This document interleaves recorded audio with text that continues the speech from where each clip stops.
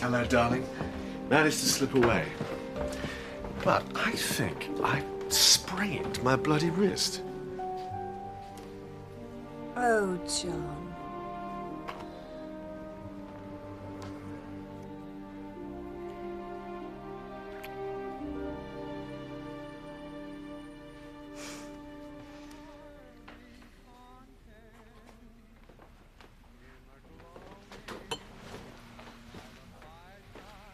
How's work? Fine, thanks. I'm doing a big abstract for the International exhibition. How's yours? Might be making some progress with Ridgway's disease. I have a patient at Hammersmith Hospital, a Mrs. Crabtree. She's a drayman's wife, I believe. She's dying of Ridgway's. But she's allowed me to try some new treatments on her. By gum, she's got some spirit. Poor, frightened old thing that she is. And all I get from Gerda is, why are you out so late? Well, sometimes you're with me. But all the time, I'm married to Gerda. It's what you wanted, isn't it? Yes. Will I see you this weekend? Yes, are you going? Yes. Well, that will be lovely. Yes. Henrietta, come here.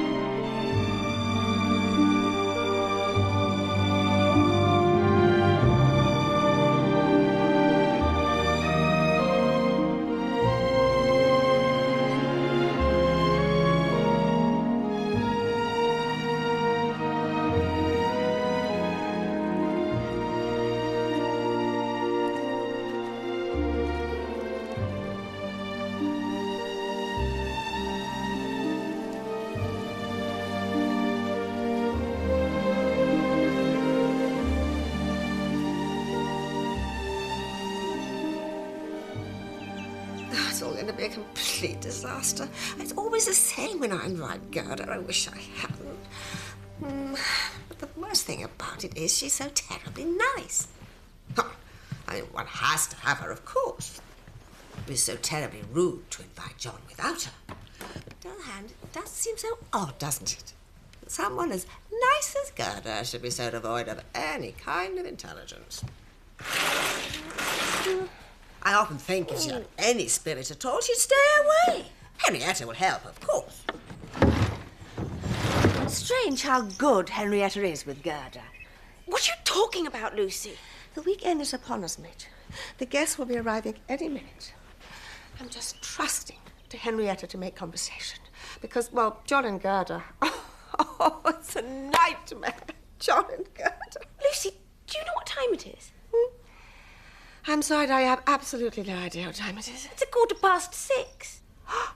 Oh, Midge, I am sorry. Why didn't you tell me? Come. Go back to Beebo's. Come on. No. There you are, Mrs. Mansfield. Thank you very much, Dr. Christie. Goodbye.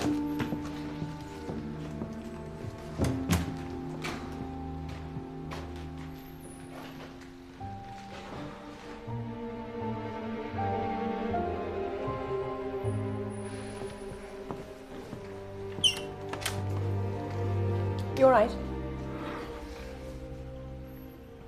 I'm tired.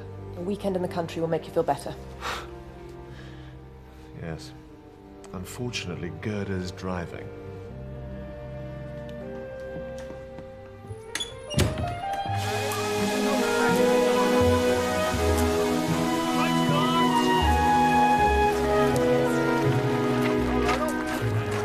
Victor. Mr. Poirot, sir. Have a good trip. Without incident, thank you. Victor. Victor, what is that smell? Smell? Can't smell nothing, sir. Just good country air.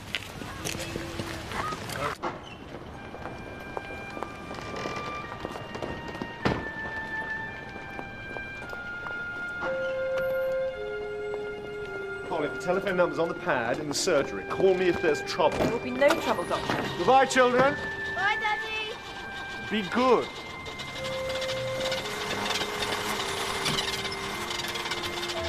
It won't start.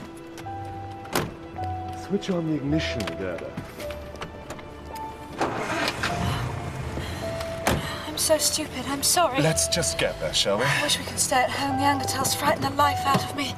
Bye, children. Bye, Mummy. Bye, Daddy.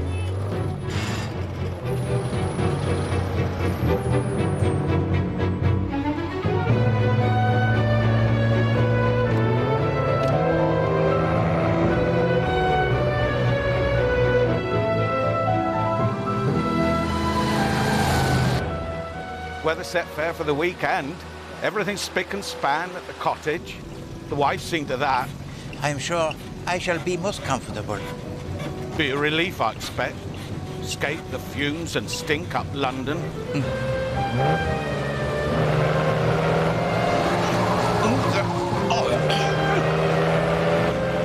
Mille tonnerre.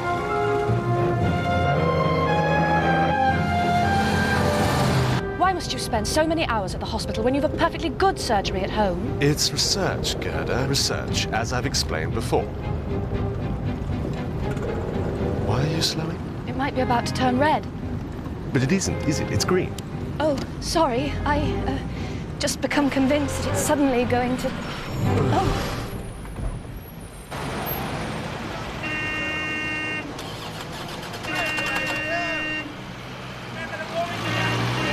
Oh, God, Gerda.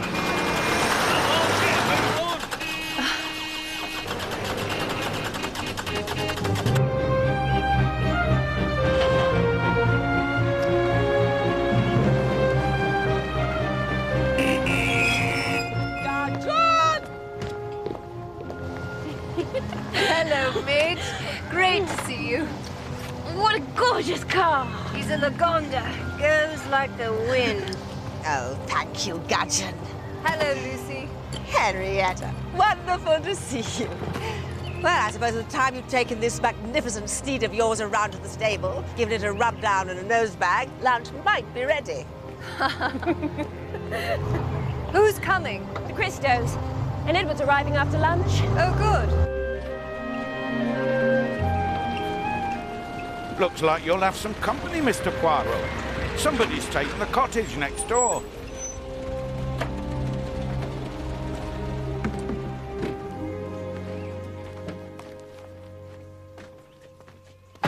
Mr. Poirot. Enchanté, madame.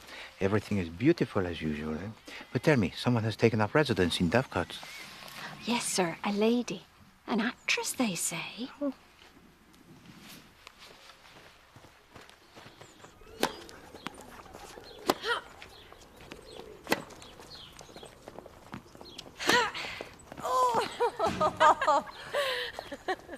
How's the dreaded dress shop?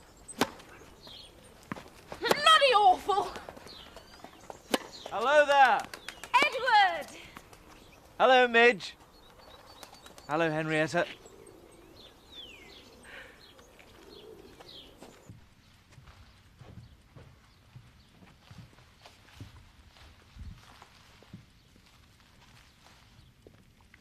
Parfait. But tell me, Madame Sims, what is this, huh? I did not expect any mail to this address. It's from Lady Agatha up at the Hollow. Pour ce soir. How are things at Ainswick, Edward? Is it just as lovely as ever? Why don't you come and see?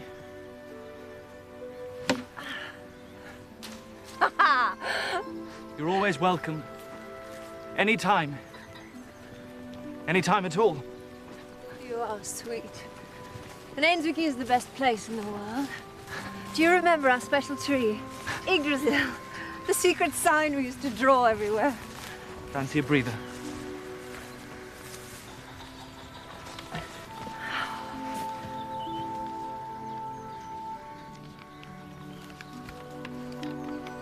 Oh my God! Yggdrasil. Who drew that? You did.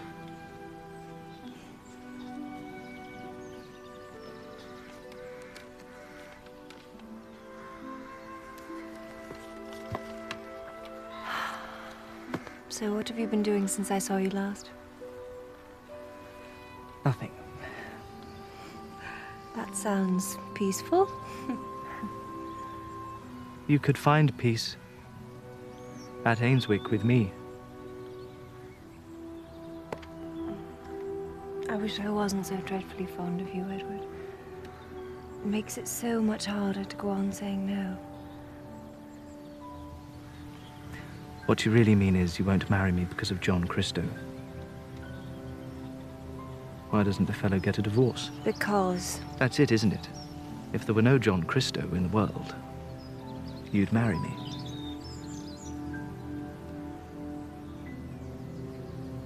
I used to spend my holidays with Edward at Ainswick.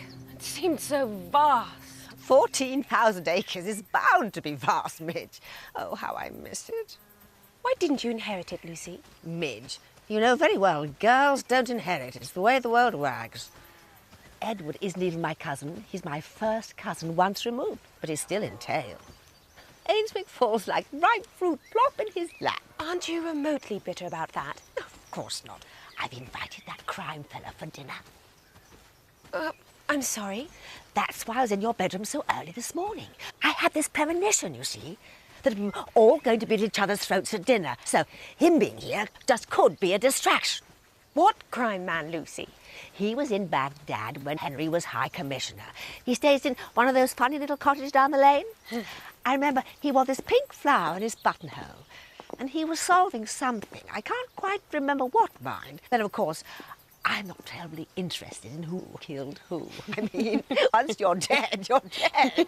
Doesn't matter why, does it?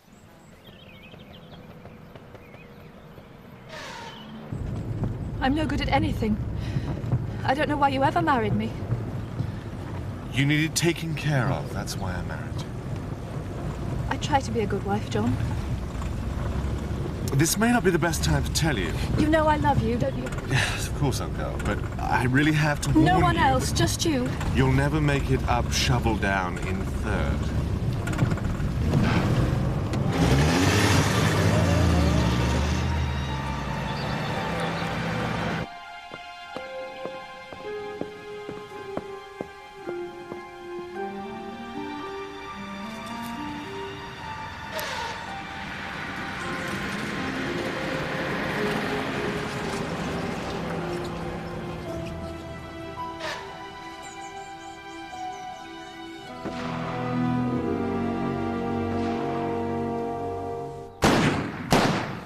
Very fair shooting, Edward.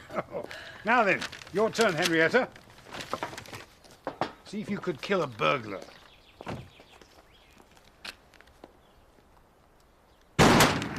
Well done! Now, you only winged him. Hello, everyone. Hello, Henry. Oh, it's the Kristo. Hello. So sorry we're late. Not at all, not at all. Just in time for spotted target practice. Nice to see you, John. Now then, Gerda, come along. Try and put one in the bullseye. Oh, darling. Oh, I've never tried. Let me show you how to Hello, load darling. it. Darling. Oh, I think you may have met Midge Hardcastle. Of course. And of course you know my second cousin, Edward. How do you do, Edward? Hello, John. What's going on? Henry's got the artillery out. Has he indeed? And you're ready for shooting. Right. Yes. Far away. Just keep it steady. Only squeeze the trigger. That's it. I sprained my bloody wrist. Careful. Bad luck. I missed. I bet I missed. My turn, is it? Agatha, how lovely to see you. Thank you, Henry.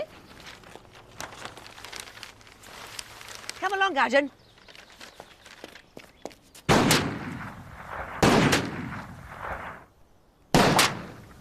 I say, Lucy! That's nothing. Once on the Asian side of the Bosphorus, I was jumped by a couple of thugs. We were rolling about in the dirt we were, and then before I knew it, she'd shot one in the leg and one in the stomach. How she didn't hit me, God alone knows. It's quite simple. You do it very quickly, and you don't think about it, Henry. Oh, Zena's at ballet class now. Point shoes, the lot. And Terence? Chemistry. Always trying to blow things up. He's planning to make nitroglycerin while we're away. Don't tell John, though. Oh, I shan't. And you? Oh, I've taken up leathercraft. Do you like this? I made it. It's so nice talking to you. But I suppose it'll soon be time for dinner. Agatha, why do you come here if you hate it so much? I want John to be happy. He could come without you? No, he wouldn't like that. He wouldn't enjoy it without me, he said so.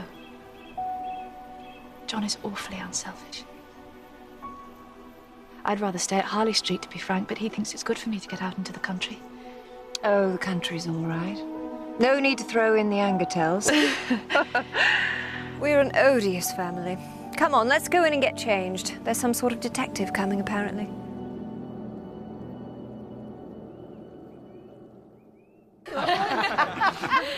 You wouldn't have believed it, but Monsieur Poirot has abilities that one has to say are quite phenomenal. Oh, it's true, absolutely true. Talk of Baghdad, they were.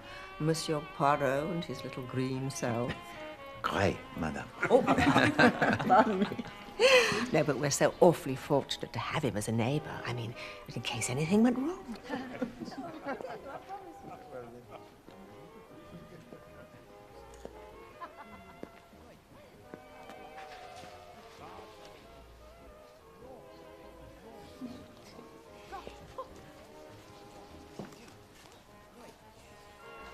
Would you give it all up if I asked you to?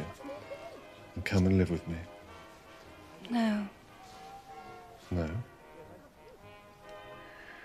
it's not really what you want.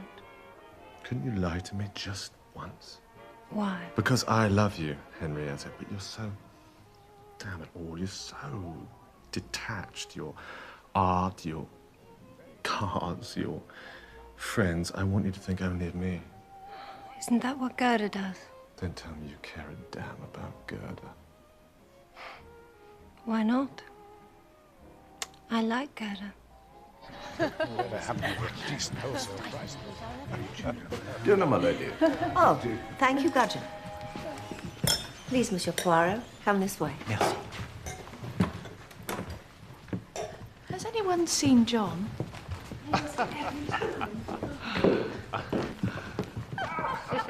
Well, the customers are awful. One has to put up with far more insolence in a dress shop than Džon or Sims or any decent domestic does here. Must be absolute hell, darling. But does one have to be so proud? I mean, earning one's own living is not the be-all and end-all of everything, is it? Well, it's all about self-esteem, surely. Well, you'd be the expert on that. So, how do you do it then, Monsieur Poirot? I beg your pardon, mademoiselle. Solve so many crimes. Merely, I apply the process of the thought logique, and once the process it has been applied, then alors the mystery becomes éclairé, and the criminal mind, it is uncovered. But that assumes that you are cleverer than the criminal, doesn't it? I am not sure that it does, mademoiselle, logically. Oh, I think it does. What happens if you come across one who is cleverer than you are yourself? This is not the highest probability, mademoiselle. Have you ever been to Careful, Deauville, sir. monsieur? Henrietta has a very sharp tongue.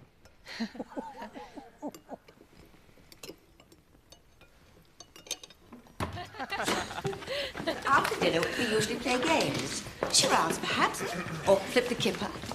tonight, I think it would be most appropriate if we were to essay the murder game. Lucy, don't you think Monsieur Poirot would be rather bored? Someone has to pretend to be dead, murdered, and then we all have to find out who did it. It's such fun, and it usually turns out to be Gudgeon. Lady Agatha, it is a proposition that is most delightful, but I am one who retires early to his bed. Your dinner, it was superb. Mademoiselle, I hope that we shall resume our conversation at another time. I'd like that, Monsieur Poirot. Sir Henry, an evening that was most delightful. Thank you. Thank you. I know, you must come to lunch tomorrow. Oh, yes, he must, mustn't he? Pardon, but tomorrow I am engagé. Nonsense. There's absolutely nothing to do around here for miles and miles and miles. No, no. I insist you come to Sunday lunch. Henry, tell him I do not take kindly to being disobeyed. I'm very pleased to have you, old man. Eh bien, it will be my pleasure to attend. Thank you. Bonne nuit. Night. Good night. Good night, Good Monsieur night. Poirot.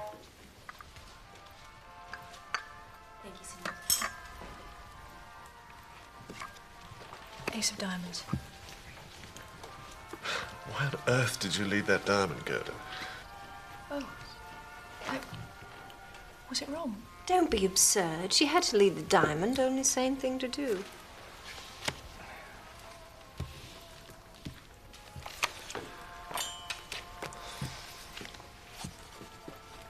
Game and rubber. Well done. Golly, did we win? A lucky finesse.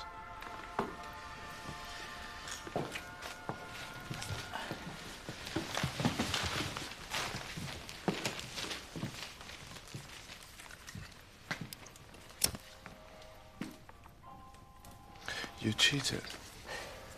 Was it obvious? So that Gerda would win. Honesty means nothing to you, does it? Good evening. Oh, who the devil are you? Veronica Cray, Sir Henry. Please, please forgive me for barging in upon you like this. I'm in the dinky little house up the lane, and I've had the most frightful catastrophe. Please come on in. Henry, close the window. What's happened? I have run out of matches on a Saturday night, and I smoke like a chimney, truly. I feel a complete fool, but there's not a match to be had at Dovecot, so I've come to beg some from my only neighbours within miles, and... Oh, my God! Hello, Veronica. My God, it's Džon Kristo. Matches, was it? This is too extraordinary. Do you know each other? We did. A long time ago. Yes, Džon is an old friend. Why, he was the first guy I was ever in love with. Midge, would you kindly ring the bell? I thought you were just wonderful. And weren't we heart-rendingly in love? Veronica, this is my wife. How lovely to meet you. Ah, gotcha. Tell me, do we have plenty of matches in the house? A dozen boxes came today, my lady. Excellent. Would you kindly get 6? Very good, my lady. And, how do you like Dovecote? Oh, I adore it. It's so cute. So close to London, and yet one feels so gloriously isolated. We kind of lost touch when I went to California, didn't we? You've been to California? Oh, I live there, actually. Just popped over to do a little play. One has to keep one's hand in, say hello to Shaftesbury Avenue, all that. Oh, my dear Lady Agatha, surely not all these. Oh, we have plenty in the house. Besides, I always think it's rather tiresome only having one of a thing, don't you? Well, this is very kind of you. Thank you. Will you see me back to my cottage? I want dreadfully to know what you've been up to in the years and years and years since I've seen you. I'm so sorry to have bothered you in this pathetic way. Good night, Lady Agatha. Night-night.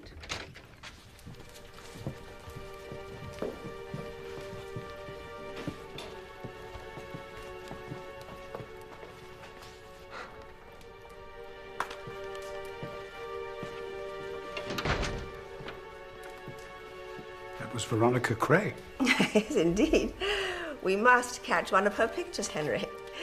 If that little performance is anything to go by, why, we will certainly get our money's worth.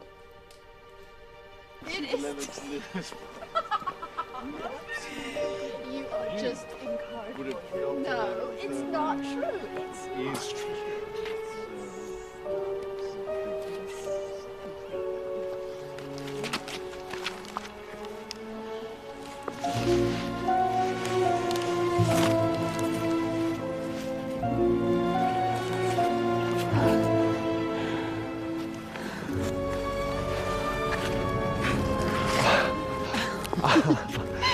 Come on, John. Come on.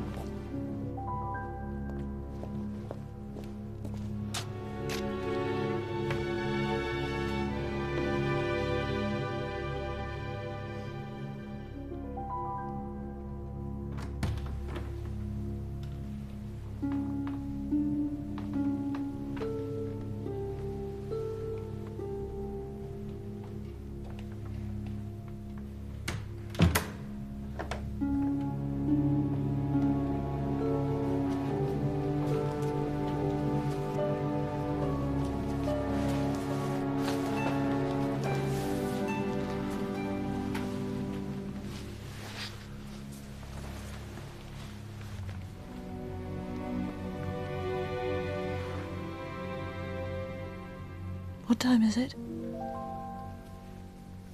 I have no idea. Sorry to wake you. I had to go in for a drink with the woman. Oh. Good night, John. Good night.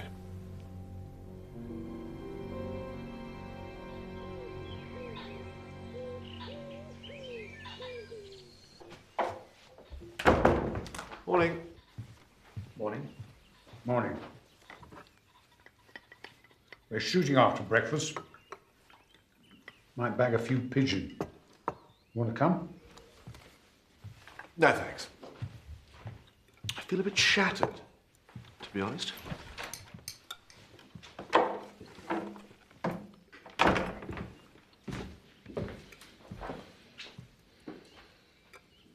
For me? It came this morning, sir.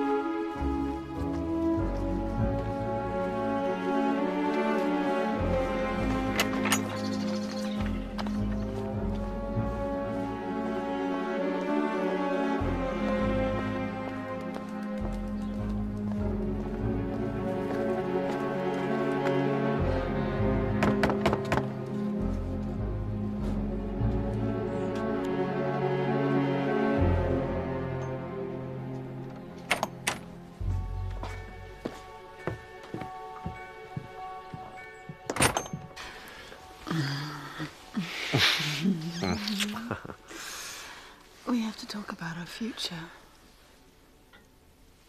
I'm sorry? Our future, John. We've wasted 12 years. I'm not going back to the States. I'm going to make my life here with you.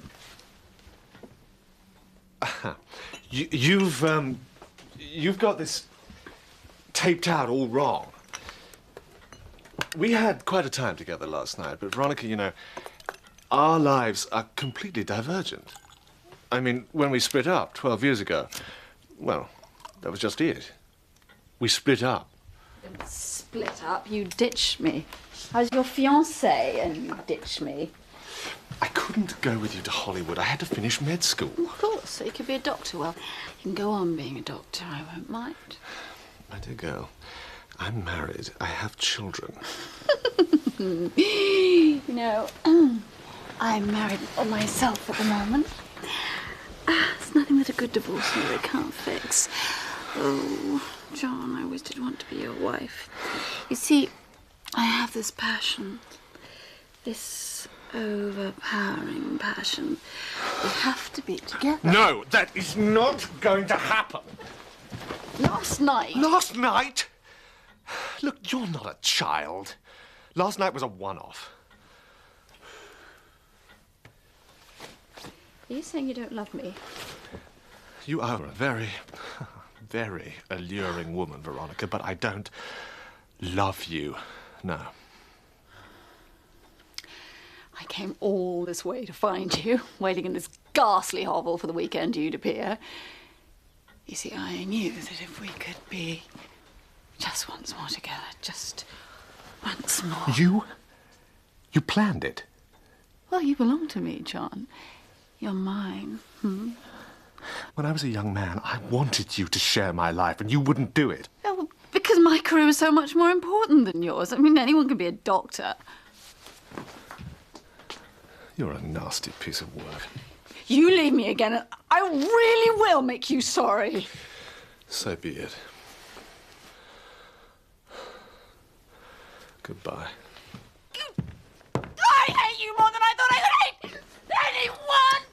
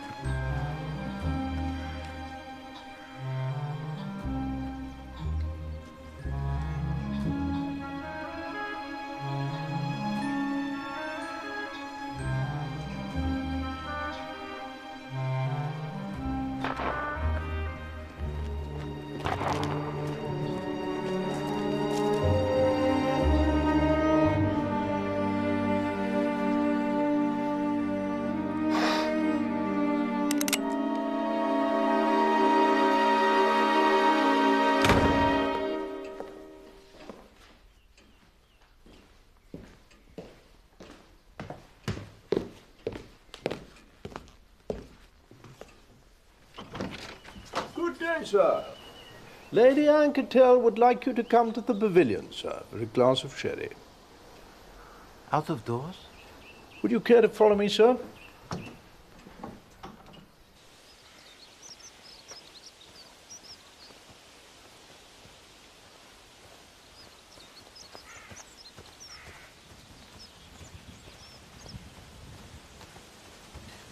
Merci. My lady?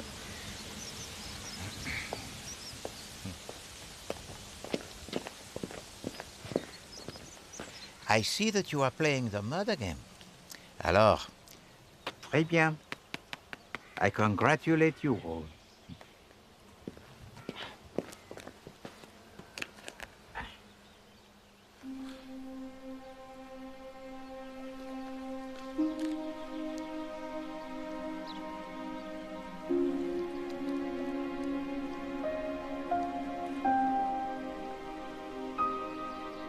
Henrietta.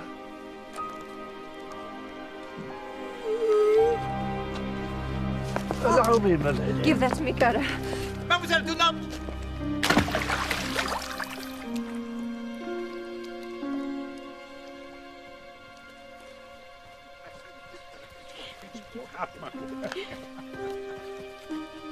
Poirot? What's happened? Gerda has John has been shot.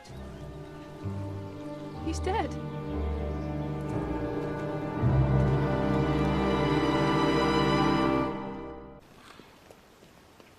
Isn't really my line, murder. No, but the procedure, it has been followed quite correctly.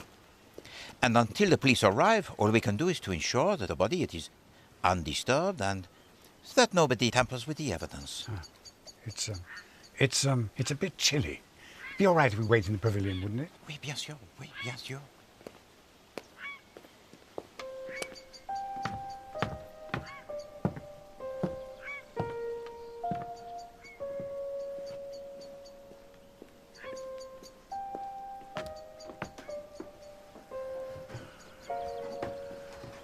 I can offer you a sherry. Oh, no, merci. I think it best not to touch.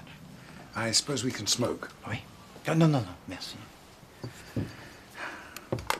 Very able fellow, Kristo. Very able. Slightly too able, if you take my meaning. I just don't know what to do about lunch. It seems so heartless to be sitting around a table stuffing oneself as though nothing had happened. Don't worry on my account, Lucy. Oh, bless you, dear Edward. Say what you will, murder is a very awkward thing. It upsets the servants so, puts the whole routine out. And worst of all, it was duck for lunch.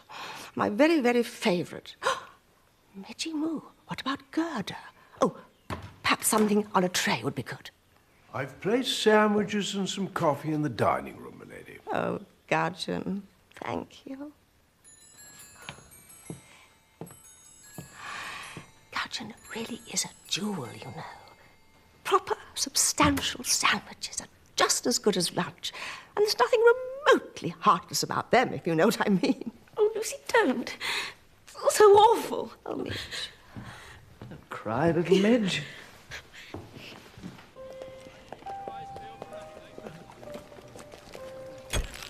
That'll do. Good. Monsieur Poirot, this is Inspector Grange. I expect you've heard of Monsieur Poirot. I most certainly have. Inspector? May I ask what brings you to this neck of the woods? Well, I visit this neck of the woods, Inspector, for the weekends. My friends persuaded me to purchase a cottage. It is the second one that way, along the lane. Are you fond of the countryside, are you, sir? The paysage is most agreeable, except that the trees have this untidy habit of dropping their leaves. That path leads to the lane, you say, yeah? Oui. And that path leads to the farm. That's the way Lady Anketel came. Edward Anketel and Miss Savonay came out of the woods separately, and they were standing there and there, yeah? Well, it was like a mise en scène from the theatre.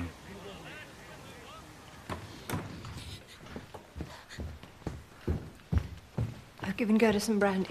Oh, how thoughtful of you, Henrietta. Yes, I always remember we were given brandy for shock when I was a little girl at Ainswick. Though, of course, I suppose it's not exactly shock with Gerda, is it? I mean, personally, I don't know how one would feel if one had just murdered one's husband, but it wouldn't exactly be shock, would it? I mean, that means there would be no element of surprise. Why are you so sure that Gerda killed John? It seems self-evident. Why, what else do you suggest? Isn't it possible that Gerda came along to the pool, found John lying there, and had just picked up the revolver when we came on the scene?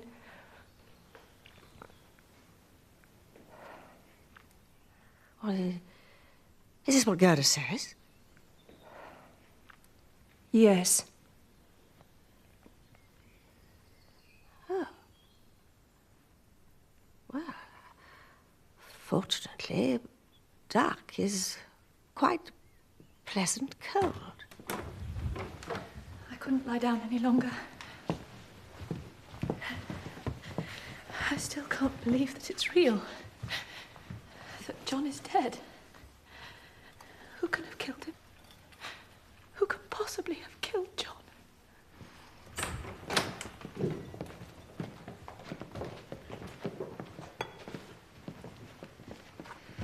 This is my wife, Inspector Grange.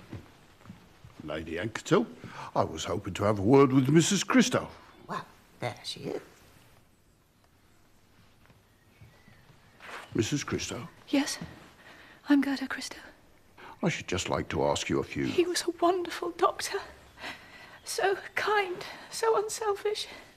The best of husbands. Who could have wanted to kill him? What exactly happened, Mrs. Kristo? It was all so sudden.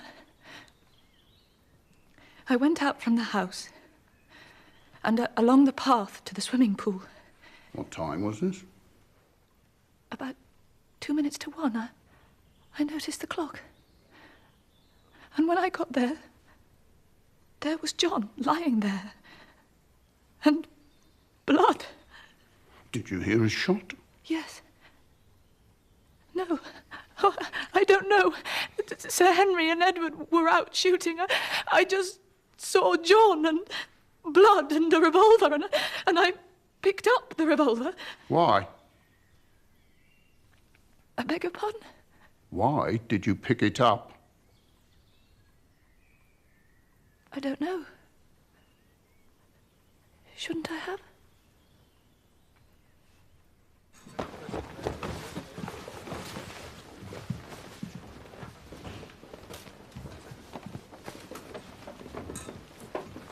So you have decided that Madame Kristo shot her husband? Yes, well, don't you think she did it? It could have happened as she said. Yes, could have, but it's a very thin story.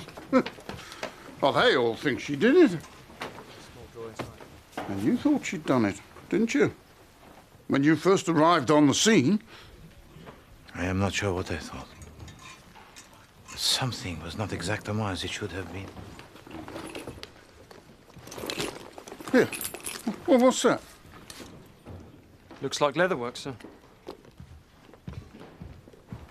Oh, right. Sir, we've got the weapon. Go ahead, pick it up. You've been in the pool. Destroyed any fingerprints that might have been on it.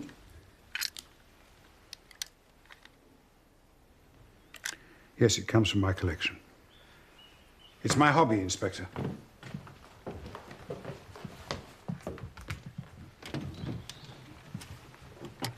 When did you last see this one?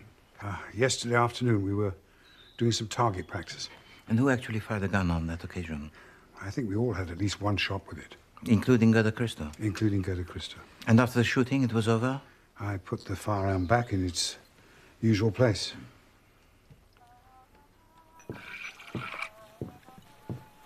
Will Sir Henry be requiring a late supper, my lady? There is some duck left over. Ah, no, Guardian. He's driving Mrs. Kristo up to London as we speak. He'll be staying at his club. Oh, Guardian, about those eggs. I meant to write the date on them, as per usual, but, well, because of the kerfuffle, could you kindly ask Cook? I've seen to it myself, my lady. Oh, bless you, Guardian. Do you think Gerda will be all right? Yes. She'll probably send for some old school friend of hers.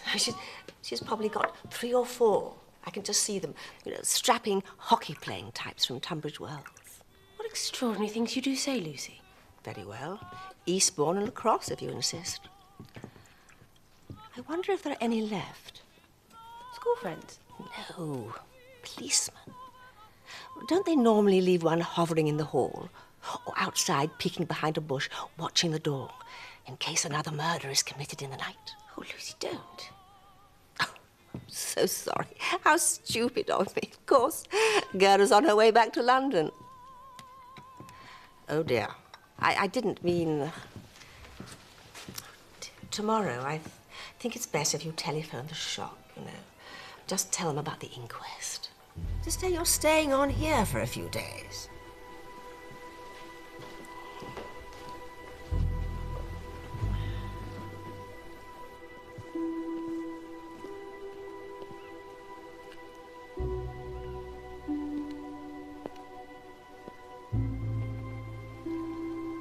I haven't said anything, but you do know how sorry I am.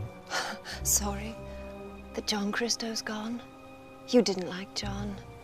He and I hadn't much in common. You had me in common. Henrietta, for God's sake, no need to be like that. What did you think I'd be like? Did you think I'd sit and cry into a pocket handkerchief while you held my hand?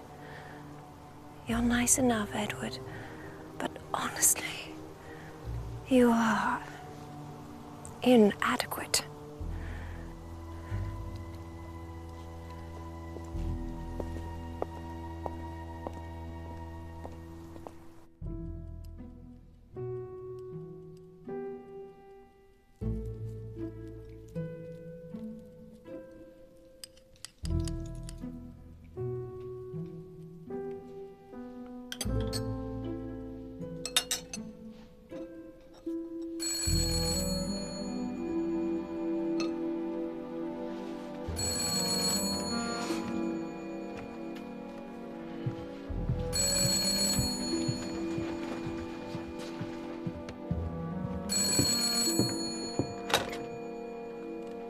Hello? Yes?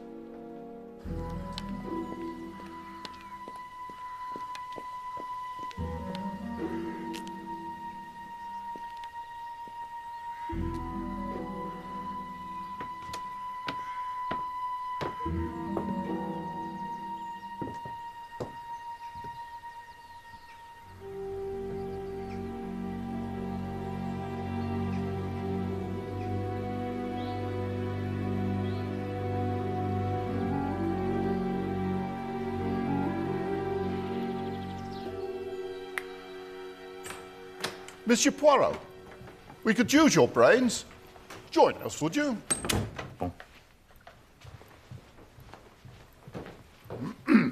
So, which of the ladies did this rap belong to? I take it, sir, you were referring to the Cape of Arctic fox.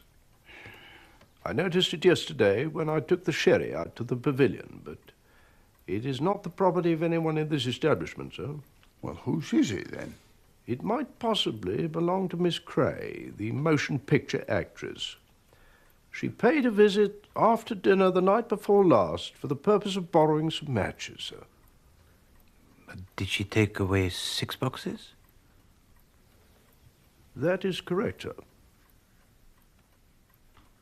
Servants, they're the devil, aren't they? Still, Sir Henry identified the gun, which means that all Mrs. Kristo had to do was to get it from the study, don't you agree? And her motive? What is that? Motive? Jealousy, I'd say. La jalousie. Peut-être. Well, you know, these fancy doctors. He'd probably give him one of his rich lady patients a good seeing to. And Lady Anquetil mentioned some trouble with a nurse, but she was a bit vague. Yes, she would be vague. I'm taking the train up to London. Drop into Harley Street. You care to join me?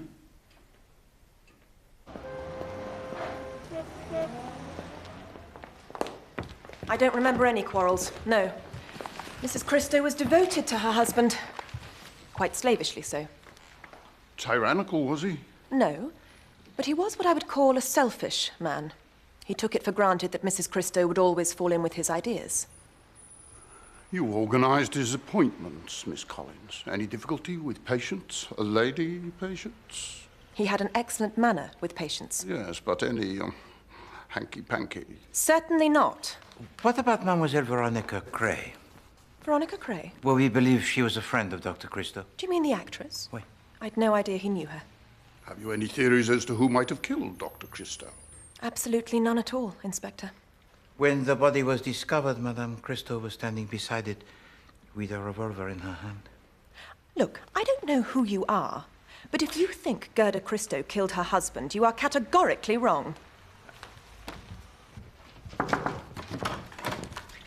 It's the inspector, Mrs. Kristo. Oh, thank you, Collie. Good afternoon. My friend Elsie. I mean, Mrs. Patterson. Ma'am. This is Monsieur Poirot. Have you found out who killed him? No, not yet, Ma'am. Was it you, Mrs. Kristo? That's unfair. Why must you persecute the poor woman? Can't you see? But perhaps Madame Kristo would prefer to speak for herself? It was not me. No.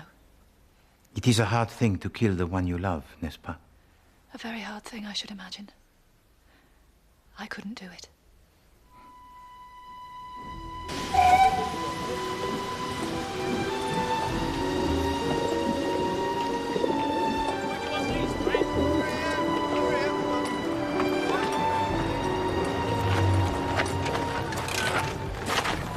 Ballistics report, sir. Thought you'd want it right away.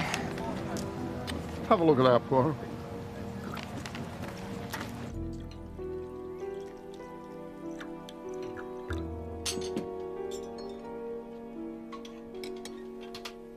Merci, madame. So the ballistics report proves that the gun in the pool was not the one that killed Džon Kristo. I've spoken to Sir Henry. He says that there is a gun missing from his collection, a .38 Smith & Wesson, brown holster. I think this whole thing could be a frame-up set to implicate Gerda Kristo. But if that was so, why not leave the right revolver lying by the body? But she might not have picked it up. And it is possible, Inspector, that the murderer might be someone who wanted to kill Dr. Kristo, but did not want to implicate Gerda Kristo. Well, they're going a funny way about it. I mean, we suspected her right from the start. Oui, mon ami, very swiftly you suspected her. Oh, now, look, Poirot, you were an eyewitness. You saw everything. I saw. But the eyes of witnesses most unreliable. Sometimes the eyes, they see what they are meant to see. You're saying it was arranged? Oh, there was something about the tableau, the people around the pool. It was false, and I cannot place my finger on what. There were three people. Lady Agatha, Monsieur Edward Agatha, and Henrietta Savernake. Henrietta? And any one of these three people could have shot Dr. Kristo before Madame Kristo arrived, could have retreated up one of the paths, then turned round and returned. Blimey. You're right. But there is also another possibility, Inspector. Someone could have come along the path from the lane, then fired a shot, and gone back the same way. You're dead right. And that could have been Miss Veronica Cray, crime of passion, bingo. You have interviewed her? Yes, I have. Kristo went to visit her that morning. They had a fight. I spoke to the maid. Yeah. Cray said to him, I hate you more than I ever thought I could hate anyone. It is interesting. And it was her fur coat in the pavilion? Yes, it was. She must have left it there when she went in to borrow the matches. Oh, but I do not believe she went there to borrow the matches. She could have had the matches from me and saved the walk. No. Because she was nervous on account of you being foreign. Eh bien.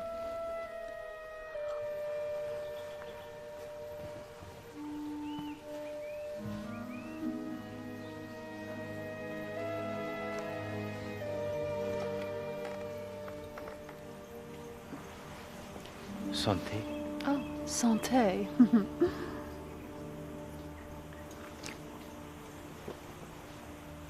You know something about human nature, don't you?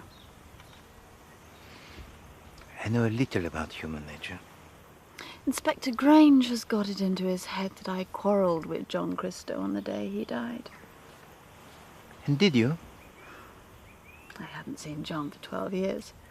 But the real truth is so fantastic that I'm certain a guy like Grange won't believe it. But I think you might understand. I'm flattered, mademoiselle. Actually, I'm married. Madame.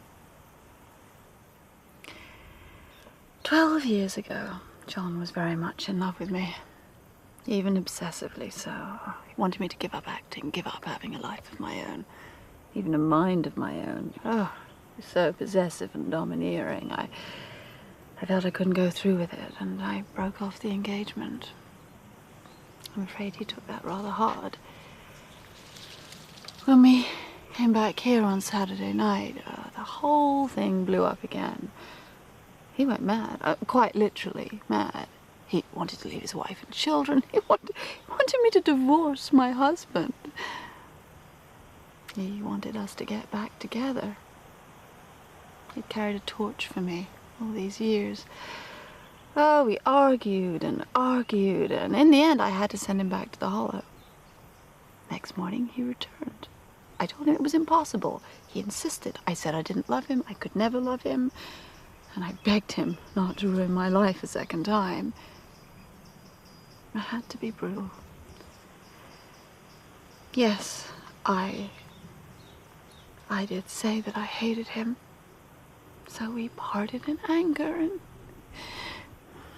now he's dead. It is a tragedy. Oh, undoubtedly. Do you think I should say any of this at the inquest? I mean, his wife. I cannot see that it has any bearing on the inquest. It is private. And perhaps it should remain so.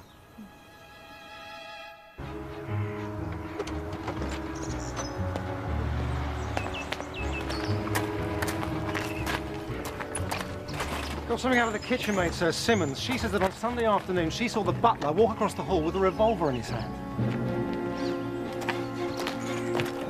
I'm very sorry, sir. I suppose I ought to mention the occurrence. At about 5:30 p.m., I noticed a revolver lying upon the hall table. I picked it up, brought it in here. There was a gap on the shelf, so I replaced it where it belonged. Which one, Gudgeon?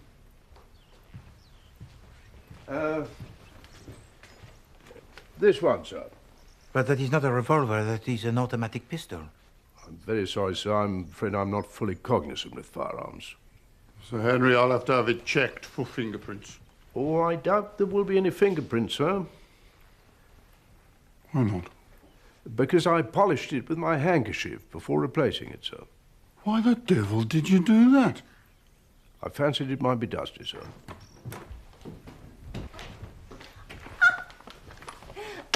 How nice to see you, Monsieur Poirot. But oh dear me, there's a poor girl in the kitchen simply sobbing her heart out. What have you been telling them about a pistol, Gudgeon? Never mind, it doesn't matter. I'll explain everything, you may go. Dear poor Gudgeon, you know, he tries so hard to protect us from any kind of trouble or annoyance. It's really quite feudal here, do you know? But he didn't find the pistol in the hall at all. No. He found it when he took out the eggs. Eggs? What eggs? Well, you see, I went down to the farm to collect the eggs. I put the pistol in the egg basket, and then I put the new eggs on top of the pistol. When I came back and saw John laying there, well, unwell, I sort of had a bit of a shock and almost dropped the lot. But dear sweet Gudgeon, as per usual, sprang to my rescue. And later on, I wanted to write the date on the eggs. Otherwise, you see, you tend to eat the fresher eggs before the older ones, and that simply will not do. And then Gudgeon told me he had taken care of everything.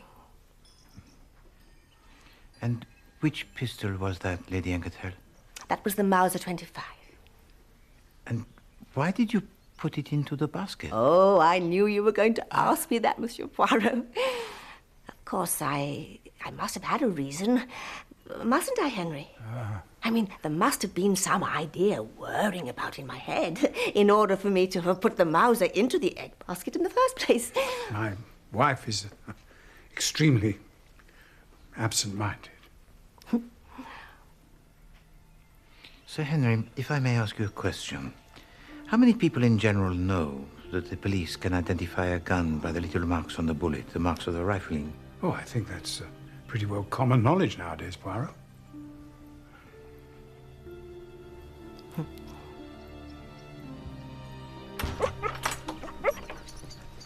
I was just taking the dog for a walk.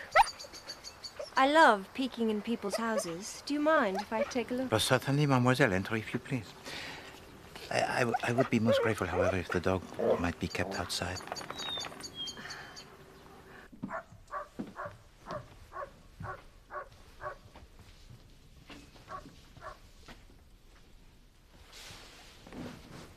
How beautifully tidy. You'd hate my studio. There's clay all over the place, and glaze and paint pots. Oh, but I understand. You're an artiste.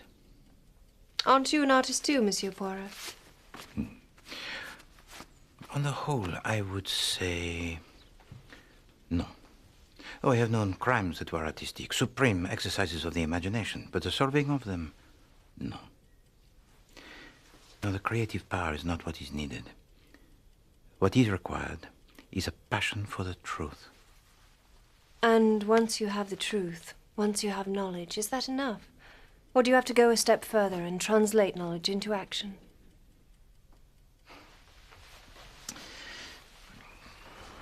Why did you come here, Mademoiselle Savignac? As I said, I was taking the dog for a walk. Oh, it is odd that I have not noticed a dog on my visits to the younger terrace. Ah. That might be because they haven't got one. I borrowed the gardener's. Don't actually like animals much. Dogs, horses, horrible smelly things.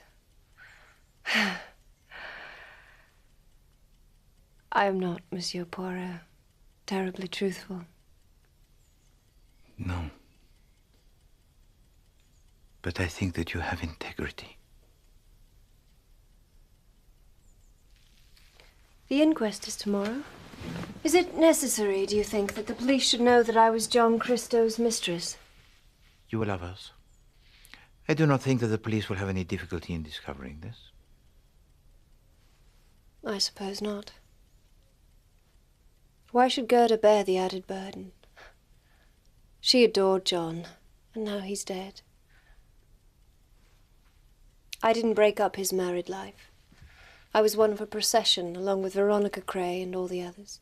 Oh, so he was like that. No. He was a noble man. Fine man. He was doing vital research into a debilitating disease. It's called Ridgway's. There's no known cure. He'd been working on it night and day for months. His curiosity, his determination. Oh, I wish I could make you understand. But I do understand. Really? You mentioned Veronica Cray. She also was a friend of Dr. Kristo. They were engaged to be married 12 years ago. Were they? Look, I'll make it simple. Veronica was and is a bitch of the first water. She wanted John to give up medicine and go and live with her in California. So he broke off the engagement and subsequently married Gerda.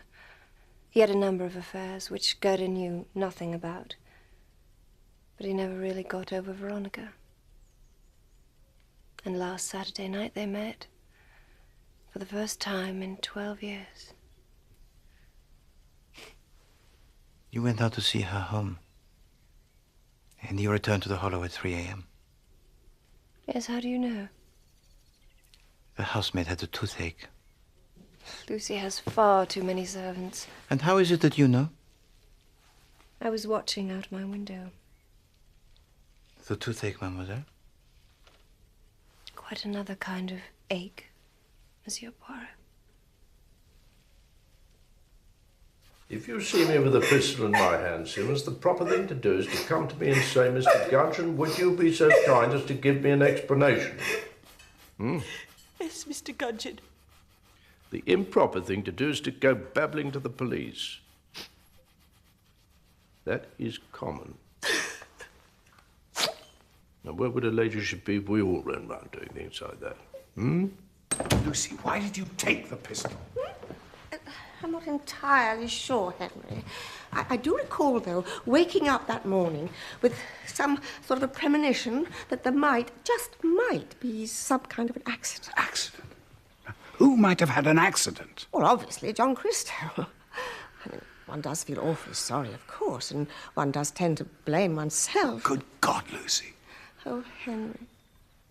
Oh, Henry. Oh, Henry, I am so dreadfully worried about Ainswick. If Edward never marries, and he won't, you know, if Henrietta turns him down, it'll all die out. It will.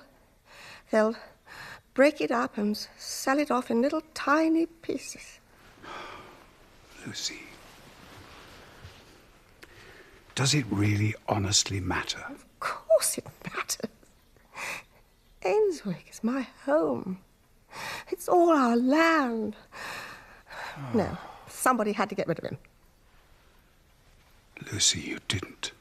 Don't be such a fool. Do you really believe for a moment that I would have shot him?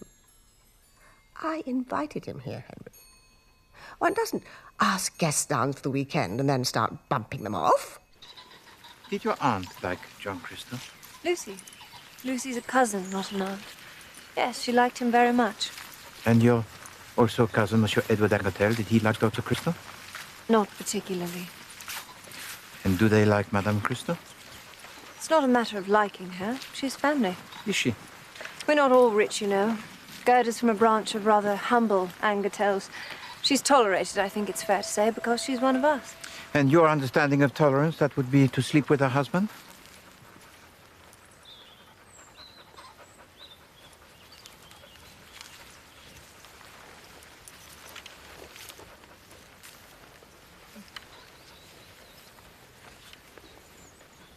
Why did you take the revolver out of the hand of Madame Kristo and drop it into the pool? Gerda's very clumsy. She might have fired it and hurt someone. But you are not clumsy, are you? Yet you dropped it? If there were fingerprints on that revolver, that is to say, fingerprints made on it before Madame Kristo handled it, it would have been interesting to know whose they were. Meaning that you think they were mine. You're suggesting that I shot John and then left the revolver beside him so that Gerda could come along and pick it up. But if I'd done that, give me credit for enough intelligence to have wiped my own prints off first. But Mademoiselle, you have enough intelligence to know that if there were no fingerprints on the revolver other than those of Madame Kristo, it would have been très remarquable because you were all shooting with the revolver the day before. And there is something else that we have just discovered. We now know that the revolver that was dropped into the pool was not a revolver that killed Džon Kristo. He was shot with a quite different gun. And you think that I shot him? When he was dying, Džon Kristo said, Henrietta. I told you we were lovers. Ah, yes, of course, he was your lover. So as he is dying, he says, Henrietta. Very touching. I don't think there is any need to sneer. I am not sneering, but I do not like being lied to. I've admitted that I'm not very truthful. But I don't kill people, Monsieur Poirot.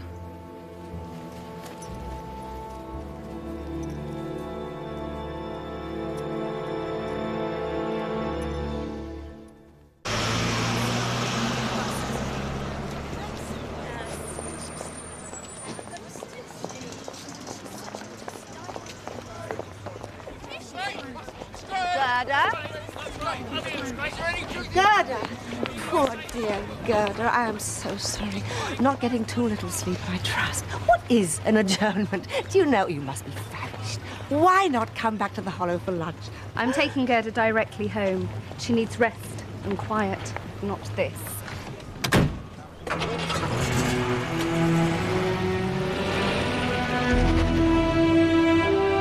What did they see in Kristo? That wretched woman looks completely heartbroken. Poor devil. Are you all packed? I'm getting a lift up to town. All set. Come on, Midge. Bye, Edward. Bye. Edward!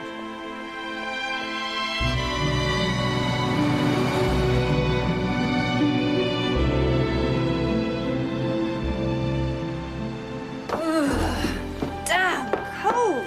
It is rather.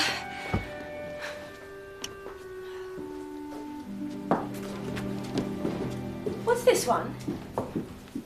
It looks a bit like Gerda. Cowed and hunched. She modelled for me. Don't you dare tell her that's what I ended up with. I call it the worshipper. Well, who's she worshipping? John.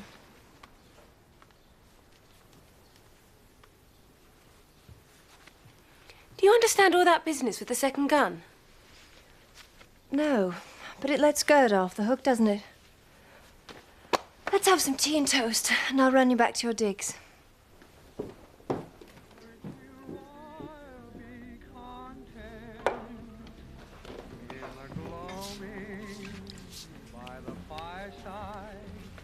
Every hour will be well spent. We'll see our...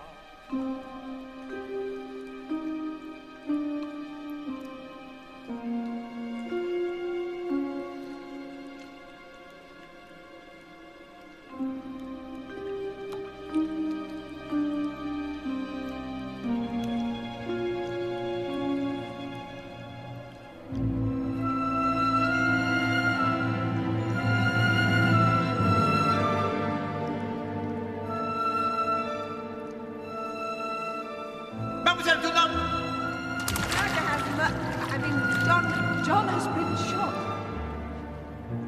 He's dead.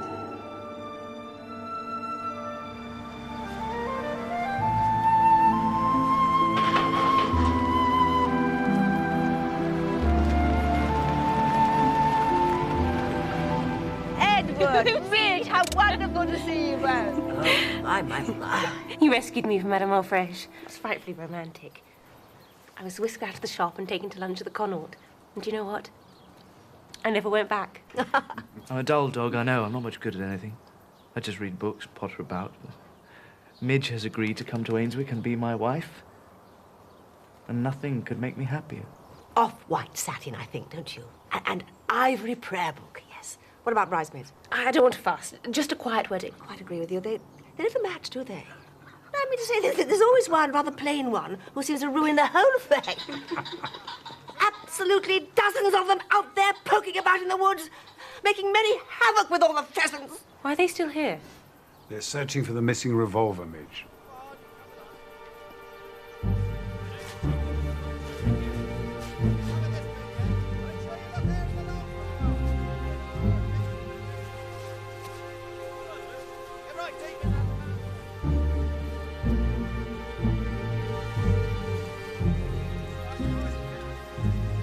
Bonjour, mademoiselle.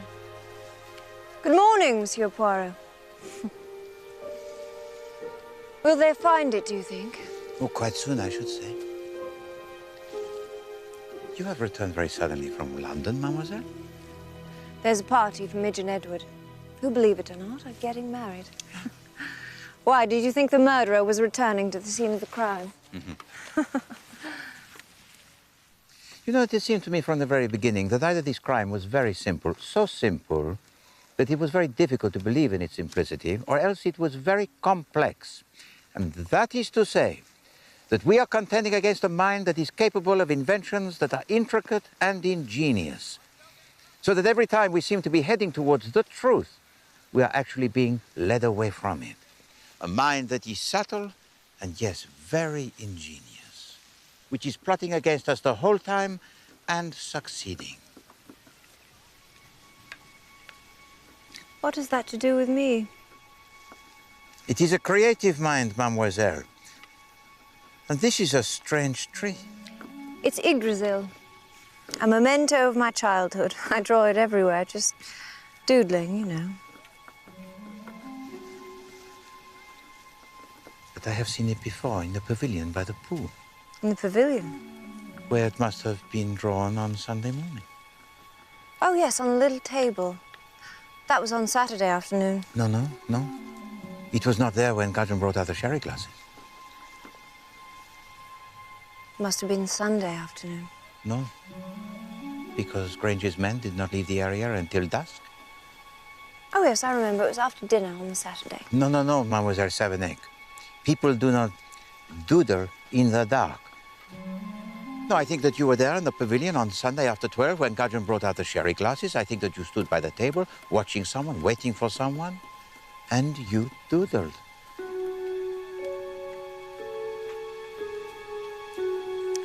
I didn't go down to the pool until 1 o'clock, just after Džon Kristo had been shot. But Yggdrasil testifies against you. You were there and you shot Dr. Kristo, or you were there and you saw who did. This is outrageous. Do you think you are cleverer than I?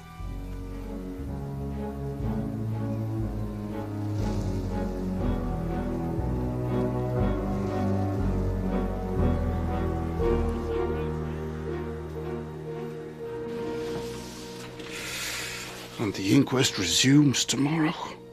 And all I've got is vague suspicions leading nowhere. Nowhere instead of somewhere, that is it. Do you know, half the time I think those Anketels know all about it. Oh, they do know all about it. Henrietta S09E04? Oh, nothing from her either. She went straight back to Chelsea. I've been through her studio with a fine-tooth comb, but there's no gun, just a lot of arty-farty stuff. Sculptures, funny-looking horses, bits of wood, metal. Horses, did you say? Well, one horse, if you can call it a horse. A horse? Yeah, what's so fascinating about that? No, it is just a point of psychology, Inspector. How quickly can you get me up to London?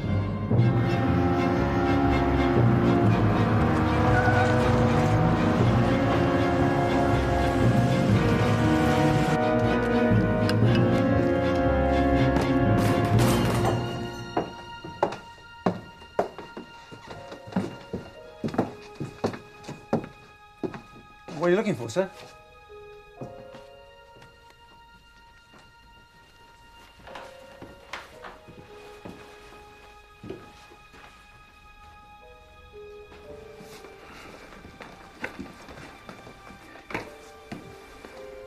This, the horse. Merci. It's quite good, actually.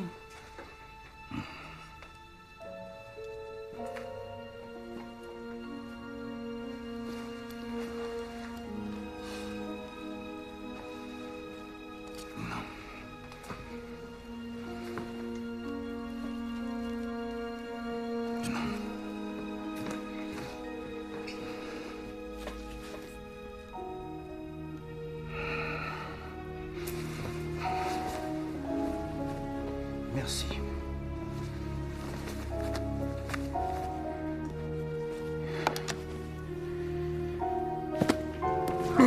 Mr. Poirot?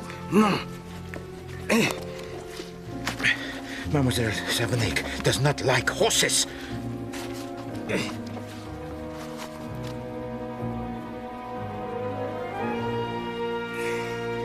Voila. I think that this will prove to be the murder weapon. So Miss S09E04 did it? No. Looks a bit bloody likely. No, Mademoiselle S09E04 is not, in my estimation, a murderer. So, let us keep quiet about our discovery for the time being, Inspector, and watch.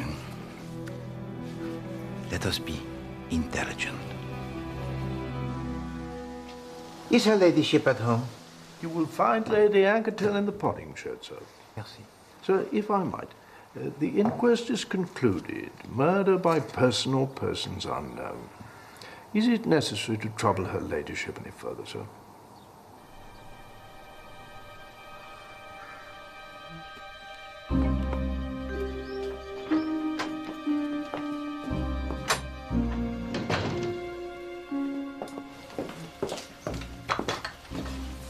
Lady Agatha. Ah, Monsieur Poirot, tell me, what are your views on compost? I've come to offer you apologies for all the inconvenience you have suffered. It's high time to put a full stop to the whole thing. You do understand me, don't you? I'm not sure that I do, Lady Agatha. Oh, come, Poirot. You understand perfectly. Since Inspector Grange has failed to find the murder weapon, why, he'll have to let the whole thing drop. You, I dare say, won't. No, I shall not let it drop. What if you were told the truth? Would you like to tell me the truth? Oh, Monsieur Poirot, I would love to tell you the truth. Then, of course, we could all agree that, well, Džon Kristo is over and done with. Could we, madame? You really are very foreign, aren't you? Are you quite sure you have not forgotten something, Lady Agatha?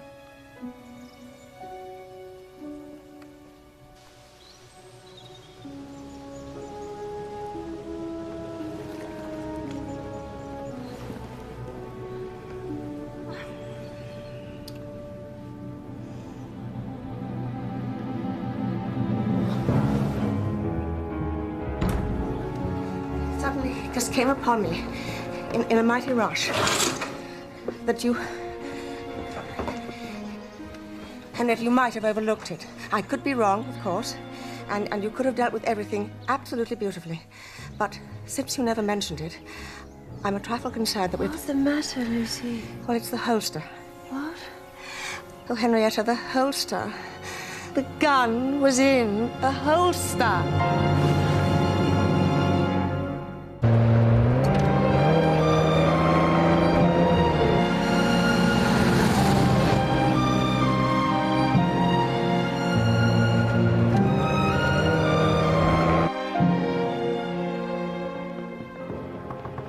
Yes, Colin? It's Miss Savarding, madam.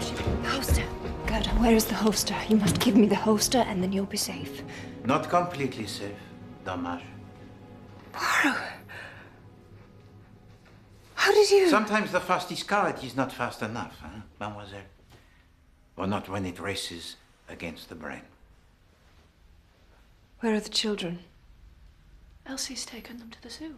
Thank heaven for that.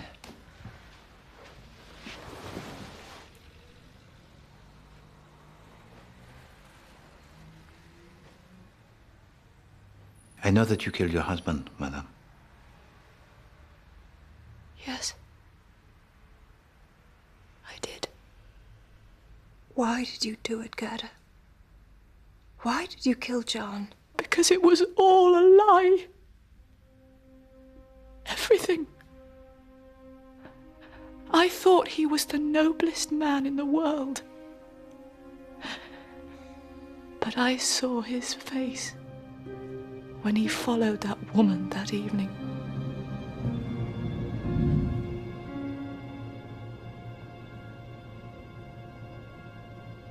I knew he loved her before he married me, but I thought it was over. I tried to sleep, but I couldn't. It was the middle of the night. I had to know. They were there.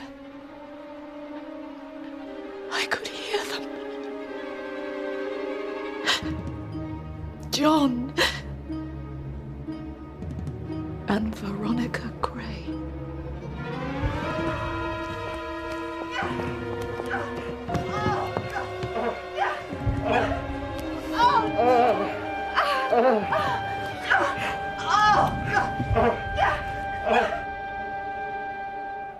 I believed in him as though he were God. I worshipped him. And it was all a lie. I had to kill him. You do see that? I had to. I'm not quite so stupid as everyone thinks.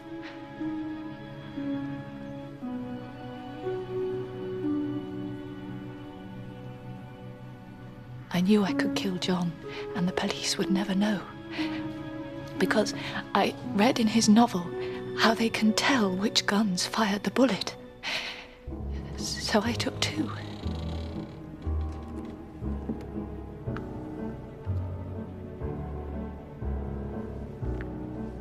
Sir Henry had shown me how to load and fire the day before. It was easy. You shut the cylinder back into the frame, and you're ready for shooting.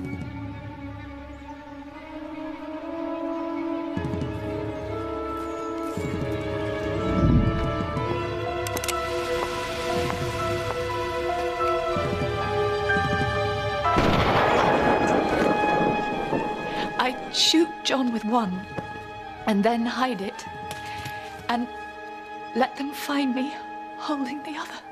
But I forgot about the leather thing, the holster. I forgot about it too. I also forgot. The memory, it is selective, n'est-ce pas? And then I heard the Inspector Grange mention again this holster of leather, and I remembered where I had seen it before. What's that? Looks like leatherwork, sir.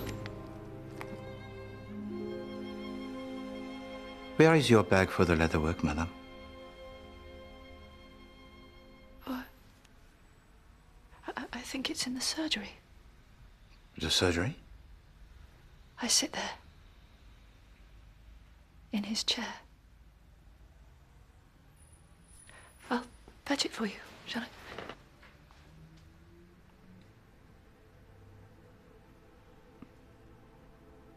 S'il vous plaît.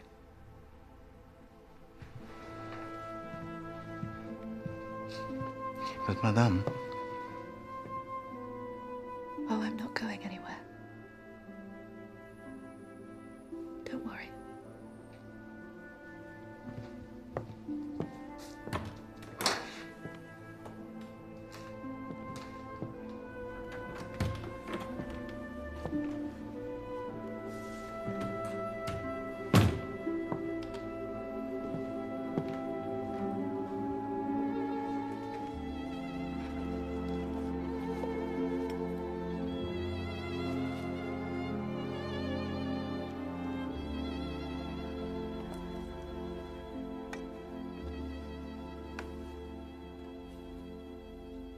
When you return to your studio, I'm afraid you will discover that one of your sculptures, it has been destroyed.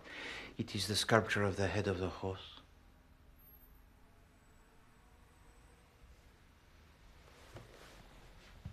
It may have worked, mademoiselle, had you not told to me how much you detested the creatures. I know that you were helped by your family once they knew what you wanted done. Henrietta. Isn't it possible that Gerda came along to the pool, found John lying there, and had just picked up the revolver when we came on the scene? Well, is this what Gerda says? Yes. But why did you want it done, mademoiselle? Because John asked me to. That's what he meant when he said Henrietta. He was asking me to protect Gerda, and he knew that I'd do anything he wanted because I loved him. Oh. Why?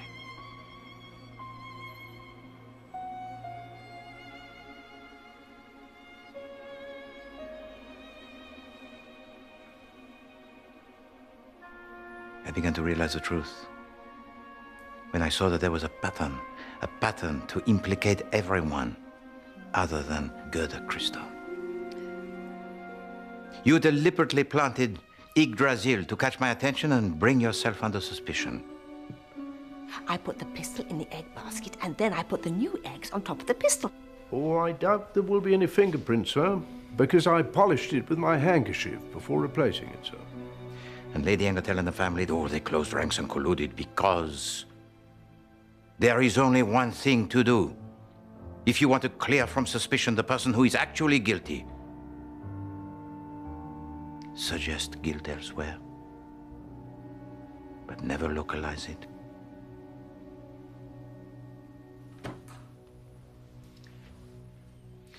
Vite. Oh my God! Gerda! Gerda! Gerda! Help her, for God's sake!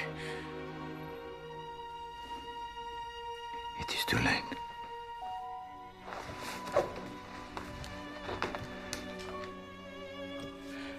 Potassium cyanide. The wife of a doctor. She knew exactly what to do.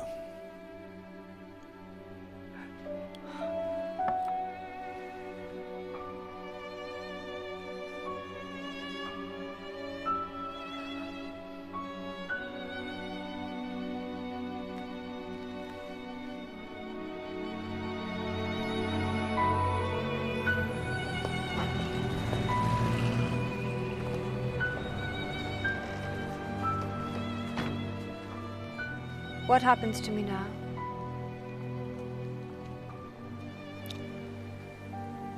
Go, my child. Your place is with the living. I will remain here with the dead.